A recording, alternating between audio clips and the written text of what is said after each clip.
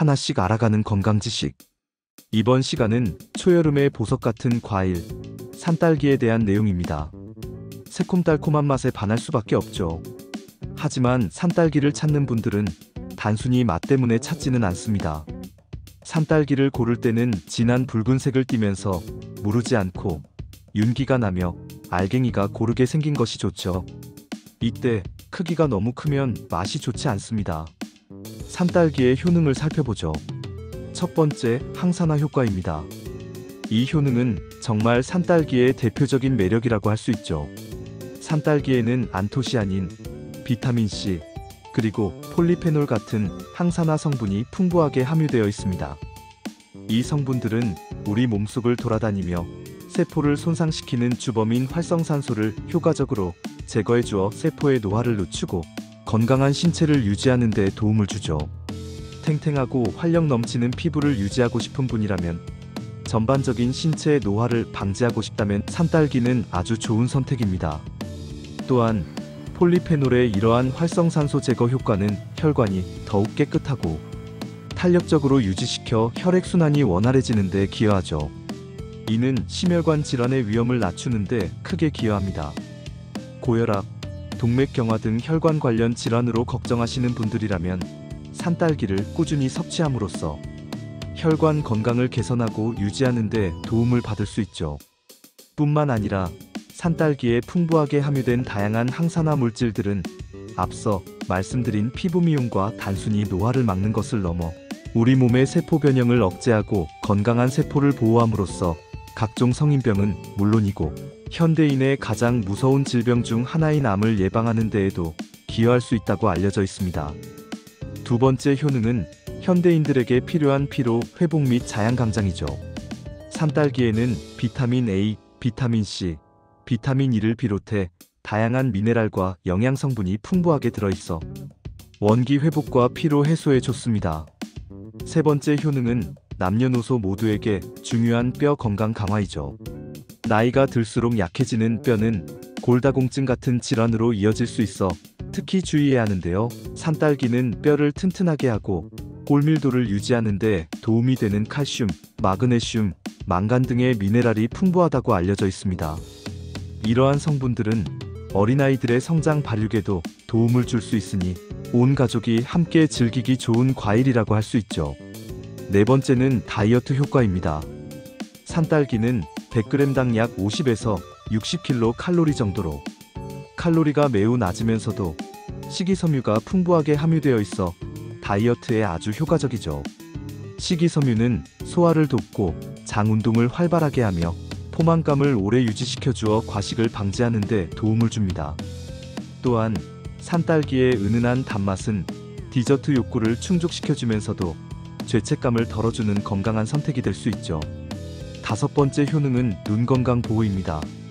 산딸기의 안토시아닌은 눈의 피로를 풀어주고 망막에서 빛을 전달하는 로놉신의 재생을 촉진하여 야맹증 및 시력을 개선하는 효과가 있죠.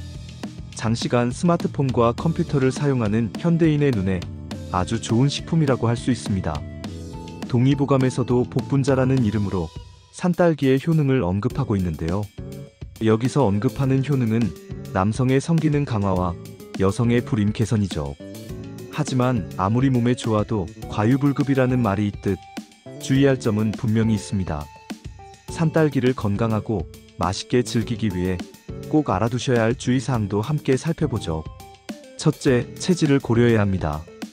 산딸기는 따뜻한 성질을 가지고 있기 때문에 평소 몸에 열이 많으신 분들이 산딸기를 과도하게 섭취할 경우 간혹 설사나 복통 또는 몸에 열이 더 오르는 등의 불편함을 겪을 수도 있죠.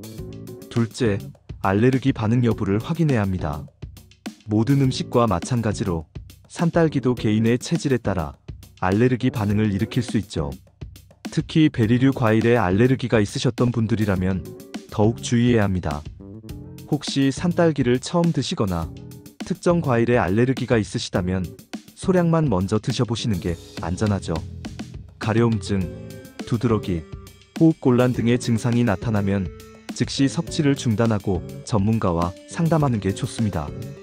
셋째, 신장질환 환자분들은 섭취에 주의해야 합니다. 산딸기에는 칼륨이 많이 함유되어 있는데 이는 나트륨 배출을 돕는 등 이로운 미네랄이지만 신장 기능이 약하신 분들은 칼륨 배출에 어려움을 겪을 수 있죠. 따라서 신장 질환을 앓고 계신 분들은 칼륨 수치가 높아질 수 있으므로 산딸기를 과다 섭취하는 것은 피하는 게 좋습니다. 참고로 하루 적정 섭취량은 약 100g으로 개수로는 50개 정도이죠.